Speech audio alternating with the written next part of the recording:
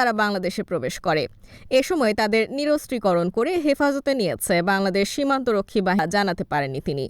মাইনুল কবির বলেন, মিয়ানমারের সংঘাত অব্যাহত রয়েছে। তার জের ধরে শনিবার ভোরে টেকনাফ উপজেলার নাফ নদের 3টি পয়েন্ট দিয়ে এই সব সদস্য অস্ত্র গোলাবারুদ সহ পালিয়ে আসে।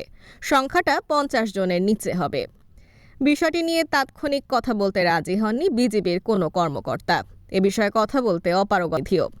স্থানীয়দের সঙ্গে কথা বলে জানা যায়, 3টি পয়েন্ট দিয়ে অন্তত 40 জনকে পালিয়ে আসতে দেখা গেছে। এর মধ্যে সাবরাং আচারবুনিয়া সীমান্ত দিয়ে 14 জন, নাজিরপাড়া সীমান্ত দিয়ে 22 জন এবং নাজিরপাড়া সীমান্ত দিয়ে 4 জন প্রবেশ করেছেন। এর আগে 2 দফায় পালিয়ে আসা মিয়ানমারের বিজেপি ও সেনাবাহিনীর 618 জনকে ফেরত পাঠানো হয়।